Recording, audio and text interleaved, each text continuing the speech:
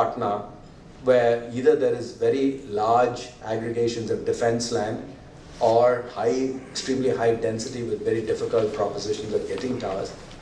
There are pockets in Mumbai, South Mumbai, all of these types of places, right? We find that the call drops shoot up in these areas, and these tend to be high usage areas as well.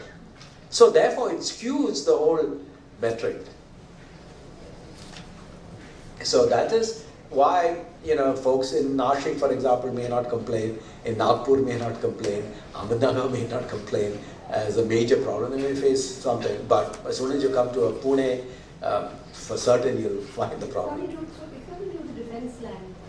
A lot of it, yeah. But, that is one contributing factor. Again, over here you'll notice, and for example, Delhi where I live, if you land at IIG Airport, all the way to India Gate, it will be very difficult for you to carry on a conversation because most of the land is owned by defense. So, but now things are going to change. You're saying the central government is giving you the permissions. So, so you're going to set up towers all over India? So we are now talking with all of these defense folks. But again, I mean, these are local efforts. Although the sort of directive has come from the central government, it's the local. They can still sort of put their foot down. Well, they can make it difficult if they want to. Are you meeting any of these cantonment people in Pune? Our local folks are. They have conversations with the local. So do you have any number of towers in mind which might be able to come up on the line? I don't have that number right now. As I said, I would say the next 3, because as I said, the 2 biggest problem areas that we have right now are Mumbai and Delhi. And since they're the capital, one is the financial capital, one is the political capital. All our efforts are being focused there to try and get those back into shape, right? But we will very actively. Our local teams are talking to the local.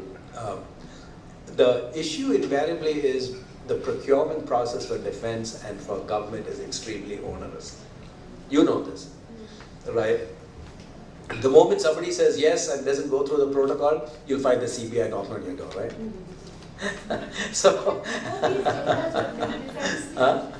in both these cities, Mumbai and Delhi, this new order is going to has the capacity to change the status.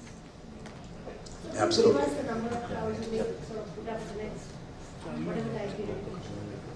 Right now, if you look at Pune, in terms of the incremental number of towers that we will need just in the Pune area, just to begin to start addressing it, at least 500 to 600 towers. Most of these are these areas that we're talking about. And about South Mumbai? I'm sorry? South Mumbai would need how many? South Mumbai right now, we are looking at close to 1,500 towers, 15 to 2,000 towers in order to completely address the issue. Same thing, we're hoping that within a year's time we'll be able to address it, because it takes that much time from the time I get the go.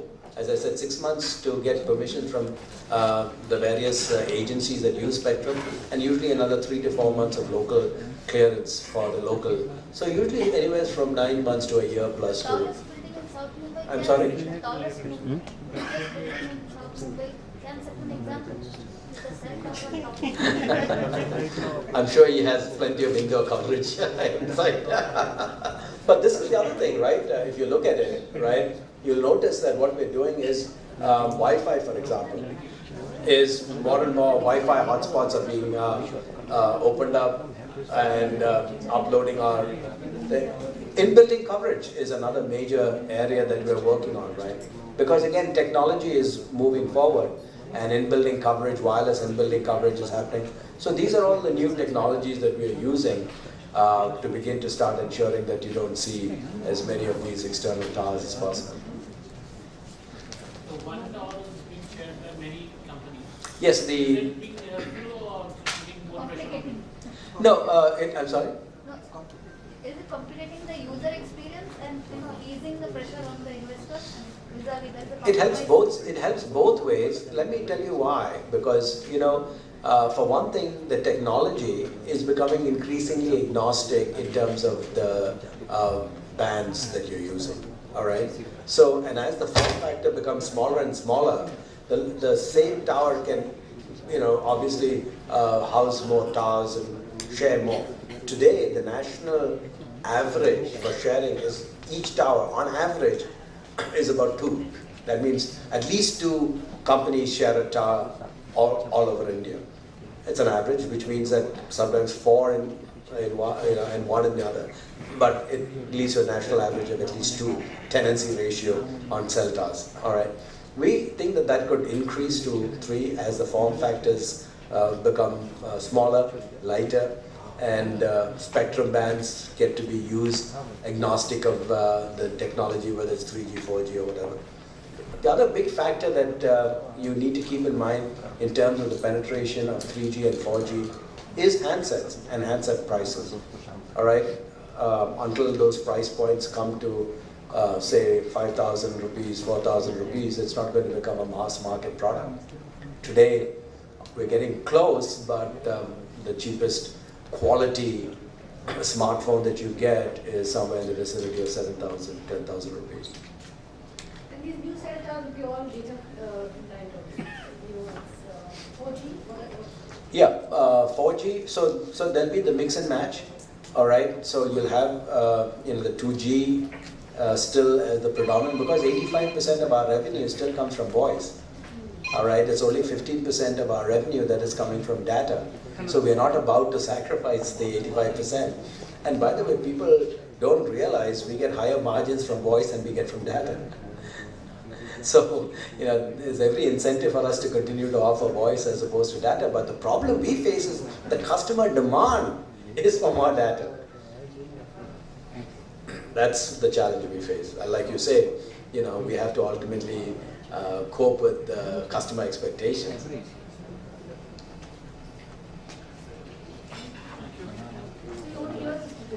But Yes. the feedback you have to take. I'm sorry? Customer complaints are not treated. No, I agree. Customer handling situations are bad. I will take that feedback. The only time you take it seriously when you put it And on after acknowledging, they won't do anything. When you escalated to somebody who says, I can't do it. It goes in a similar pattern. That's frustrating. One issue is the drop in, but how you address it. How the problems could even be solved there. customer handling skills. It's almost like it doesn't matter. They don't now care. I acknowledge that that's a real problem. It's one of the things that part of the challenge is, again, even after training, there's a high degree of turnover in the BPO business. So it's the same group that provides support to telecom companies overseas companies. You should just compare and see what are the issues. Same people do the same kind of support work for British Telecom or whatever. You don't have same kind of complaint, right? Because again, as I said, it's postpaid. Yeah, I have postpaid.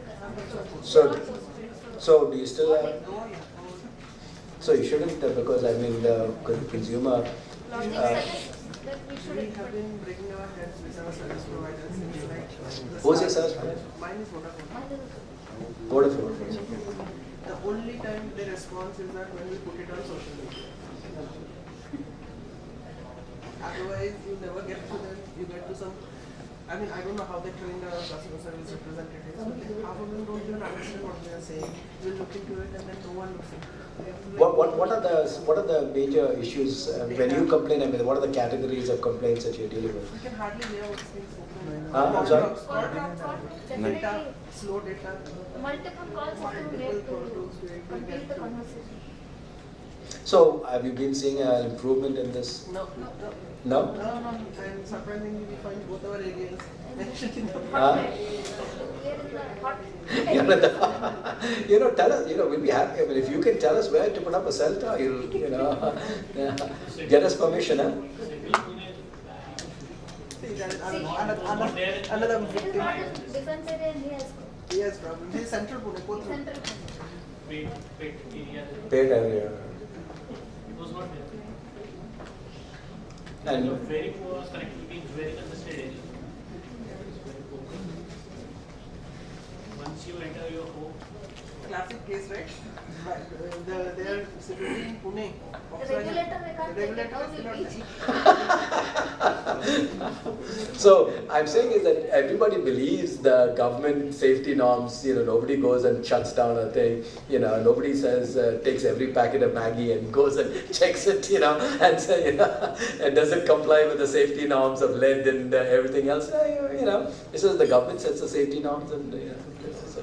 So unfortunately, as an industry, we seem to face a lot of focus on this area. No, but it's linked to our day-to-day existence. It's no longer a. We It's talk like about extension penetration of your body. 60-70%. Body feeling. Without a limb, if you don't have a road, right?